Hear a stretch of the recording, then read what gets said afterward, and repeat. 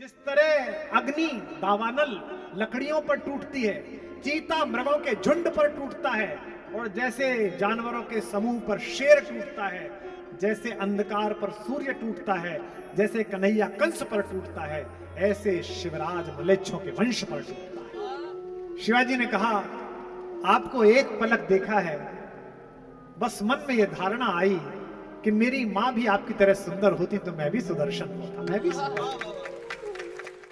मुगलों के वर्चस्ववादी आधिपत्य के समय जब छत्रपति महाराज शिवाजी घूम रहे थे वन वन स्वतंत्रता का दीप जलाए हुए, तो सुनते हैं कि अपने सीमित अंगरक्षकों के साथ आधी रात किसी गांव के बाहर की झोपड़ी पर रुके। भूख बहुत थी, एक कोई अशक्त वृद्धा थी अंदर। उसने कहा, बेटा तुम कौन लोग हो? तो शिवाजी ने कहा, माता हम शिवाजी के सैनिक है। परिचय नहीं दिया। माता बड़ी प्रसन्न हुई, बेटा तुम लोग बहुत अच्छा काम कर रहे हो, इस मातृभूमि को इन मलेच्छों से मुक्त करा रहे हो, बहुत अच्छा काम कर रहे हो। कैसे यहां से गुजरे? बोले, माता यहीं रात को रुकना है, थोड़ी भूख लगी है, कुछ होगा क्या भोजन? माता ने कहा, मैं तो अकेली रहती हूँ बेटा, लेकिन कोई बात नहीं, मेरे पास बाजरा रखा है, जाड़े का समय में बाजरे की खिचड़ी बनाती हूँ। सैनिकों ने सहायता की, कुछ लकड़ी लाए, कुछ ने ईंटें जमाई, कुछ ने पानी लगाया, कुछ ने नमक डाला, बाजरे की खिचड़ी बनी। भूख ज्यादा थी, सबसे पहले शिवाजी महाराज के आगे रखी गई। माता ने जैसे ही 3-4 चम्मच खिचड़ी रखी, भूख से व्याकुल छत्रपति ने बीच में से बाजरे की खिचड़ी उठाने की कोशिश की तो पोरुए जल गए। तो माता ने मुस्कुराकर कहा, तू भी अपने राजा जैसी गलती कर रहा है। शिवाजी ने कहा, राजा जैसी? हाँ, जैसा तेरा वो पागल शिवाजी है, वो भी बेटा यही गलती कर रहा है मुगलों से लड़ते हुए। छत्रपति ने कहा, माता वो क्या गलती कर रहे हैं? बोले, बेटा इसे तू किला समझ, बीच में से मत तोड़, इस खिचड़ी को कोने कोने से खाना शुरू कर, जब तक ठंडा हो जाएगा तब तक बीच में पहुंच जाएगा। वही एक रात थी जब महाराज शिवाजी ने वापस भारत को लेने का बिगुल बजाया। वही एक रात थी। एक वृद्धा ने महाराज शिवाजी, जो भारतीय युद्ध नीति की एक नई प्रकार की रणनीति के प्रवर्तक माने जाते हैं, उनसे पहले भारतीय युद्ध नीति में कहा था कि हम शीश कटा देंगे। यह वीरता का प्रतीक था। शिवाजी ने कहा, उंगली भी नहीं कटाएंगे और तुम्हारा काट के ले जाएंगे। ये नई नीति थी, इसके लिए जो करना पड़े वो करेंगे। लेकिन महाराष्ट्र के लोगों, अग्रवाल समाज के लोगों, मैं उत्तर भारत से आया हूं, उत्तर प्रदेश से, आपको मुझे भी सराहना देनी चाहिए कि आपके यहां छत्रपति पैदा अवश्य हुए। छत्रपति महाराज शिवाजी की जो प्रशंसा हमारे कवियों ने की, वो कोई नहीं कर पाया। हमारे बुंदेलखंड के एक कवि हैं महाकवि भूषण, उन्होंने कैसे शिवाजी मुगलों के वंश पर, मलेच्छ वंश पर टूटते हैं, इसकी व्याख्या करते हुए कहा था, इंद्र जैसे जंभासुर पर टूटता है, बाड़ा अर्थात समुद्र में पलने वाली अग्नि जिस तरह समुद्र सोख देती है, रावण पर जिस तरह रघुकुल राज शिरोमणि राम टूटते हैं, पवन पर जिस तरह बादल पर टूटता है, शिव जिस तरह रतिनाह रति के नाथ कामदेव पर टूटते हैं, और द्विजराज अर्थात परशुराम जिस तरह सहस्त्र बाहु के 1000 बाहें काट लाते हैं, जिस तरह अग्नि दावानल लकड़ियों पर टूटती है, चीता मृगों के झुंड पर टूटता है, और जैसे जानवरों के समूह पर शेर टूटता है, जैसे अंधकार पर सूर्य टूटता है, जैसे कन्हैया कंस पर टूटता है, ऐसे शिवराज मलेच्छों के वंश पर टूटता है। कि इंद्र जिमि जंब पर, बाणव सुअंब पर, रावण सदंब पर रघुकुल राज है। इंद्र जिमि जंब पर, इंद्र जिमि जंब पर, बाणव सुअंब पर, रावण सदंब पर रघुकुल राज है।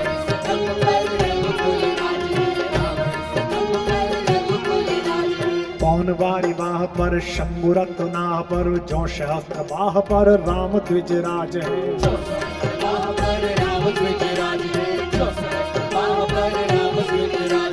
कावाद्रुम दंड पर, कावाद्रुम दंड पर, चीता मृग झुंड पर, भूषण वितुंड पर जैसे मृगराज है। भूषण वितुंड पर जैसे मृगराज है, भूषण वितुंड पर जैसे मृगराज है। तेजतम अंश पर, तेजतम अंश पर, कान जिमि कंस पर, तेजतम अंश पर, कान जिमि अंश पर, जो मलेच्छ वंश पर शेर शिवराज है।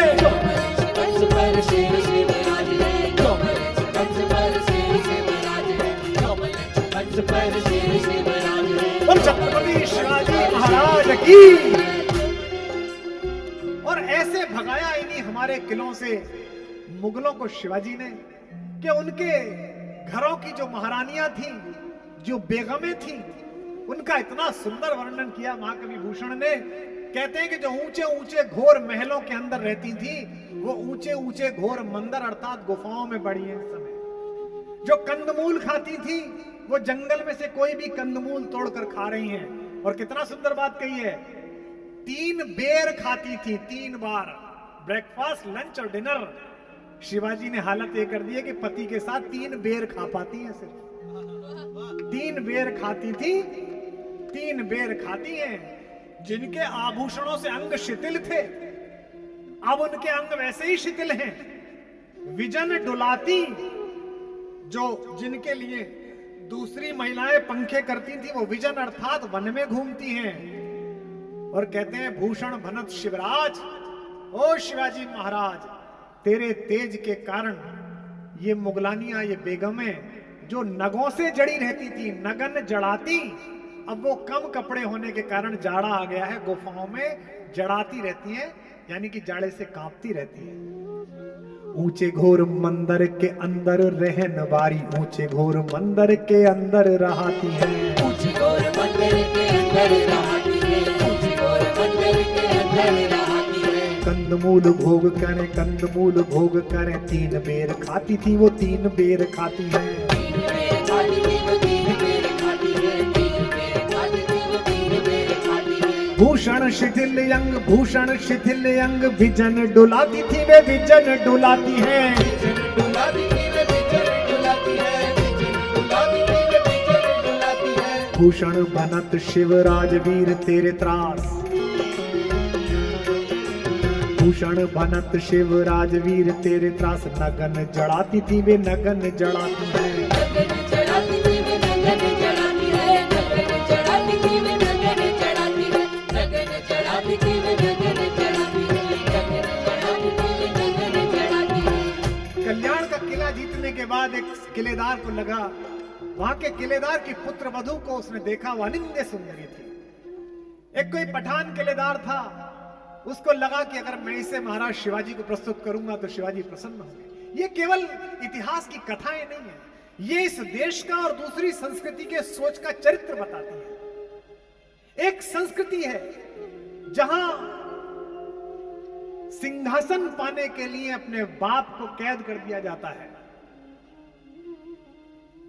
और एक संस्कृति है जहां पिता की एक इच्छा के कारण दुनिया का सबसे बड़ा राज सिंहासन और मुकुट 2 भाइयों के बीच 14 साल फुटबॉल की तरह घूमता रहता है। ये तो संस्कृतियों का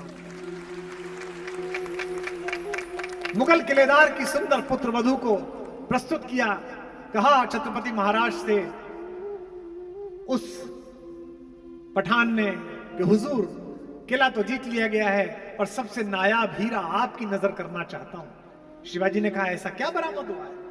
तो पालकी लाई गई। शिवाजी ने कहा इस पालकी में क्या है? पर्दा उठाया गया तो उसमें डरी हुई एक बड़ी सुंदर सी एक पठान नववधू बैठी हुई थी। महाराज ने उसे देखा और देखते ही छत्रपति महाराज ने दोनों हाथ जोड़े और सिर झुकाकर बिना दृष्टि मिलाए हुए कहा, माता, मेरे सैनिकों ने जो अपराध किया है उसके लिए मैं आपसे क्षमा चाहता हूं। शिवाजी ने कहा, आपको एक पलक देखा है, बस मन में यह धारणा आई कि मेरी मां भी आपकी तरह सुंदर होती तो मैं भी सुदर्शन होता, मैं भी सुंदर, और मैं अपने इस अशिष्ट सेवक के इस अपराध के लिए आपसे क्षमा चाहता हूं। और उसको डांटा और कहा, इतने दिन मेरे साथ रहकर तुम मेरा चरित्र नहीं समझ पाए, इसे आदर पूर्वक किलेदार के परिवार को वापस सौंप के आओ। ये 2 संस्कृतियां हैं, एक तो महाराज शिवाजी हैं जिनका मैंने उल्लेख आपसे किया, और दूसरी मैं कोई कहानी बना के नहीं कह रहा, मैं ऑटोबायोग्राफिकल एलिमेंट बता रहा हूं जिससे शिवाजी लड़े, जो यहीं की जमीन पे कहीं आराम कर रहा है। मैं गया था औरंगाबाद, लोगों ने मुझसे कहा कि इधर ही है। मैंने कहा गाड़ी दूर से ले जाना, दिखना नहीं चाहिए किधर है। उसने अपने पिता को बंद कर दिया, कैद कर दिया। कुछ दिन कैद के बाद पिता ने अपनी बेटी से कहा, बेटी तू अपने भाई के बहुत निकट है, औरंगजेब के, आलमगीर के, उससे बोलना कि मेरी 2 इच्छाएं हैं। एक तो किले में जो दीवार है इसमें एक छेद करा दे, ताकि मैं मरते मरते भी ताजमहल को देख सकूं जो मैंने बनवाया है। और एक वो जो पानी भेजता है टूटी हुई मटकी में, दिन भर के लिए इतना ही पानी आता है, वो जाड़े में तो ठीक पड़ता है, गर्मियों में कम पड़ता है, थोड़ा पानी मेरा बढ़ा दे। बेटी ने भाई से जाके कहा जो हिंदुस्तान का सुल्तान था कि अब्बा हुजूर चाहते हैं कि उनके लिए पानी बढ़ा दिया जाए। तो औरंगजेब ने कहा अपने अब्बा को समझाओ जो मिल रहा है वो ले ले, नहीं तो ये भी बंद कर दूंगा। ये दूसरी संस्कृति है। शाहजहां शायरी भी करता था फारसी में। शाहजहां ने एक शेर लिखा 4 लाइनों का और अपनी बेटी से कहा कि ये दे देना औरंगजेब को, मैं तो मर जाऊंगा लेकिन वो याद रखे। वो शेर आज भी भारत में जिंदा है, इसीलिए मैं कहता हूं ये संस्कृतियों का अंतर है। फारसी में शेर है, पहले शेर सुना देता हूं फिर अर्थ सुनाऊंगा। शाहजहां ने कहा है पिसर तू अजब मुसलमानी, बापिदरे जिंदा आप तरसानी, आफरीन बाद हिंदुवान सरबार, मैं देहंदे पितरे मुर्दारा वाम दायम बाप। इसका अर्थ क्या है? उसने कहा अरे पुत्र, तू और मैं भी विचित्र प्रकार के मुसलमान हैं जो बाहर से आए लेकिन इस देश को नहीं समझ पाए। एक तू है जो अपने जीवित पिता को पाने के लिए तरसा रहा है, और एक इस देश का आध्यात्मिक रूप से चेतना संपन्न सनातनी हिंदू है जो अपने मृत पूर्वजों को भी वर्ष में एक बार पानी देता है। ये सोच का अंतर है। इसीलिए कल आओ तो अपने साथ जितने युवा छूट गए उनको लेके आना, अपने परिवार के पोतों पोतियों को लेके आना, क्योंकि मेरी कोई इच्छा शेष नहीं बची है लोकप्रियता के बाद। मैंने आज से 20 वर्ष पहले भगवती सरस्वती से यह मांगा था कि हिंदी कवि सम्मेलनों से वापस जाती हुई पूरी पीढ़ी किसी प्रकार हिंदी की कविता पर लौट के आए। 20 वर्ष मेहनत की, आज हिंदी के कवि सम्मेलनों में जो 20-20, 30-30 हजार जनता आती है उसमें थोड़ा योगदान हमारा भी है कि हमारे कारण भी उनमें से बहुत लोग आते हैं। और अब भगवती से इस मंच पर जहां मेरे आराध्य तीनों मेरे पृष्ठभाग पर आशीर्वाद की मुद्रा में है, आपकी मोहर के साथ मैं रोज रात यही मानता हूं कि भगवती बस इतनी शक्ति दे कि वामपथ पर जाती हुई पूरी एक पीढ़ी को मैं रामपथ पर लौटा कर ला सकूं, तो जीवन मंगल में धन्य हो जाए। क्योंकि शंकाएं भी होंगी, लोग शंका भी करेंगे और करते ही हैं। मेरे पास अक्सर जब भी कोई राजनीतिक घटना होती है दरवाजे पर 10 कैमरे वाले आ जाते हैं। साहब उन्होंने ऐसा कहा है कि राम तो काल्पनिक है। मैंने कहा भाई जिन्होंने कहा था वो खुद ही काल्पनिक हुए पड़े। बोले नहीं वो अभी बिहार में किसी ने कहा है, अभी उसने कहा है, राम के चरित्र पे शंका कर दी है, रामचरितमानस पे इससे दुखी मत हुआ करो। मैं भी आप लोगों को देखता हूं, आप बड़े नाराज हो जाते हो, बहुत सारे लोग मुझसे संपर्क करते हैं, आप मुंह तोड़ जवाब दो। किसका मुंह तोड़ना है? उसका जो खुद भी मरेगा तो पीछे 100 आदमी कहेंगे राम नाम सत्य है। इसका क्या तोड़ के करोगे? है? दक्षिण के एक नेता, उनका पोता कह रहा है कि मैं मानता ही नहीं राम हुए। अबे मैंने कहा तेरे दादाजी का नाम ही राम का पर्यायवाची है, करुणानिधि। राम हुए नहीं और तू हो गया। जब खानदान का नाम ही नहीं पता तुम्हें तो मैं तुमसे क्या बहस करूं? राम पर शंका करने वालों को भी अंत में राम की शरण में जाना ही पड़ता है, और कोई नई शंका नहीं है भगवान पर। एक इंद्र है, इंद्र आप जानते हैं देवताओं के राजा है, उनका एक लड़का है जयंत। राजाओं के लड़के अक्सर अहंकारी होते हैं, उनकी एकमात्र पहचान यही होती है कि वो उनके लड़के हैं। अक्सर आपने देखे होंगे चौराहे पर पुलिस वाले से लड़ते रहते हैं, जानता नहीं तू मेरा बाप कौन है। पुलिस वाला कहता भाई तुझे पता होगी, मुझे क्या पता कौन है, मैं क्या बताऊं। लड़ते रहते हैं उससे। तो जयंत एक दिन अपने पिताजी से मिलने सुबह सुबह पहुंचा। अच्छा, राजाओं के लड़के रहते भी अलग अलग मकानों में हैं।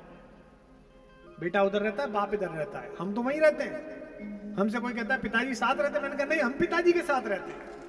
पिताजी हमारे साथ कहां रहेंगे भैया, इतने बड़े थोड़ी हो गए पिताजी हमारे साथ रहने लगे।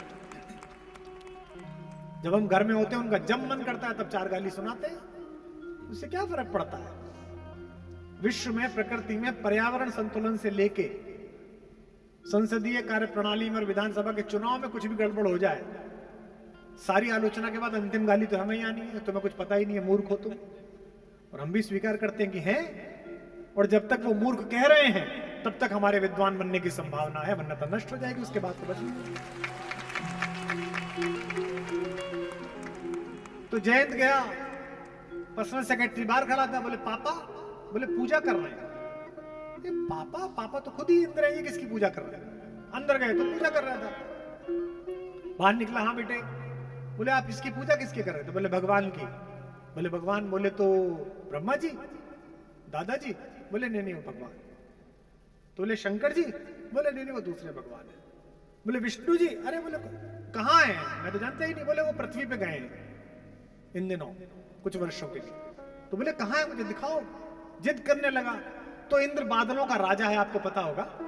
इंद्र ने बादल हटाए और बादल हटा के दिखाया कि देख वो रहे, आप ही के महाराष्ट्र में गोदावरी किनारे कुटिया बनाए हुए भगवान, दिन भर खड़िया, लाल रंग की पत्थर, हरे रंग के पौधों का सत्व लेके दिन में थके हुए पूरे आराम से दोपहर के समय भोजन करके अपनी प्राण वल्लभा और अपनी प्रिया हमारी माता भारतेश्वरी माता सीता के चरणों में टैटू बना रहे थे, टेम्परेरी टैटू। ने कहा वो रे भगवान। जयंत बोला ये भगवान? अब फिर आनंद लेना, राजाओं के लड़के अक्सर आपकी हैसियत आपके कपड़े देख के सोचते हैं, ब्रांड कौन सा पहन रखा है, गुची है कि नहीं है, अभी तो अमीरी दिखाई देगी। उसे बड़ा आश्चर्य हुआ कि हमारे पिताजी तो ऐसे रहते हैं, ये कौन भगवान है? एक वलकल लपेटे हुए और पत्नी के पैर में टैटू बना, ये भगवान है? बोले हाँ यही भगवान है, सबसे बड़ा यही है। बोले हाँ। बोले आपको गलतफहमी हो गई है, किसी ने आपको मूर्ख बना दिया, ये भगवान भगवान नहीं है। याद रखना पूना वालों, शंका पहली बार नहीं हो रही है, पहले भी था। और जो शंका करता है उसका क्या हश्र होता है, ये इस कथा में पता चलेगा। इंद्र ने कहा बेटा यही भगवान है, तू गलतफहमी मत रहना। लेकिन राजा के लड़के मानते नहीं। जयंत पृथ्वी पर पहुंचा, उसने देखा मैं देखूं ये भगवान है कि नहीं है। उसने एक कौवे का रूप बनाया, कोए का, और बेपरवाह बैठी हुई माता सीता के दूसरे पैर के अंगूठे में जोरदार चोंच मारी, जिससे रक्त निकल आया और उड़ के भाग गया। आप और हम कितने भी संयमित हो, कितने अहिंसक हो, हमारे परिवार की किसी महिला को, मां को, पत्नी को, बेटी को, बहन को अगर सड़क चलता कोई शोहदा, कोई लफंगा कोहनी मार दे तो हम पलटकर उसका गिरेबान पकड़ लेते हैं कि क्या हुआ। भगवान भी मनुष्य स्वरूप में थे, कोई हथियार तो था नहीं पास में, जो कि धनुष तो अंदर रखा हुआ था। भगवान ने एक तिनका उठा के, एक सीख उठा के मारी, सीकास्त्र। अब वो भी भगवान का फेंका हुआ। अगर भगवान के वंशजों के वंशजों के वंशजों की पीढ़ी में नीरज का फेंका हुआ दुनिया में सबसे आगे जा सकता है, तो उसके भगवान का कितने आगे जाता होगा, सोच कर देखो, है ना। द्वंद कहां तक पाला जाए, उस समय बड़ा चर्चित हुआ ना ये, द्वंद कहां तक पाला जाए, और तू भी है राणा का वंशज, फेंक जहां तक भाला जाए। तो फेंका भगवान ने। अब वो भागा तो वो टेढ़ा मेढ़ा भागा, जैसे पक्षी भागता है। जैसे वो भागे वैसे ही सीख चले। आज से 150 साल पहले जब ये कहानी गांव के पंडित जी ने किसी को सुनाई, 100 साल पहले, तो बुद्धिमान आदमी जो तथाकथित रूप से नास्तिक है वो बोला पंडित मूर्ख बना रहा है। अबे मांस तो सीधी रेखा में भागता है, तो ये टेढ़ा मेढ़ा कैसे भाग जाएगा, गिर जाएगा, ऐसी कहेगा ना भाई। जब पीछे भागा और वो चीज हिल हुल गई तो जाएगा कैसे। और आज जब इधर उधर भागते हुए लड़ाकू जहाज के पीछे मिसाइल टेढ़ी मेढ़ी होकर भागती है सेंसर के सहारे, तो गांव के पंडित जी जीत जाते हैं और तथाकथित विज्ञान का कुतर्क हार जाता है। इसीलिए जो तुम्हें पता नहीं है वो हुआ नहीं है, ये मानना बंद कर दो। हमारी आंख की और आयु की सीमा कम है। 200 साल पहले जब कहा जाता था कि आकाशवाणी हुई, तो अंग्रेज कहता था कि पागल है हिंदुस्तानी, काहे की आकाशवाणी, आदमी दिख नहीं रहा, आकाशवाणी कैसे हुई। और 100 साल पहले, 70 साल पहले, 60 साल पहले आपने बुश का रेडियो गोल गोल घुमाया और उसमें से आवाज आई, यह आकाशवाणी है। अब आप देवकी नंदन पांडे से समाचार सुनिए, तो गांव का पंडित जीत गया और पश्चिम हार गया। आज से 150 साल पहले जब हम कहते थे कि भगवान ने जब रावण को मारा तो सारे देवता आकाश में प्रकट हुए, तो अंग्रेज कहता था मूर्ख है, जब कोई आदमी दिख नहीं रहा तो प्रकट कहां से हुआ। और आज शिमला में, महाबलेश्वरम में, नैनीताल में प्री वेडिंग सेशन के लिए प्रपोज करता हुआ लड़का जब लेजर की किरणों से आसमान में लिखवाता है विल यू मैरी मी, और उसका फोटो बनवा देता है, तो हमारा पंडित सत्य सिद्ध हो जाता है और पश्चिम का अंग्रेज हार जाता है।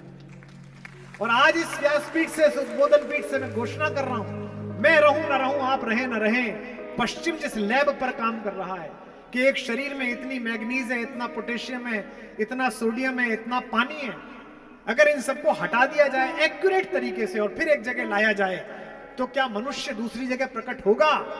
ये होगा।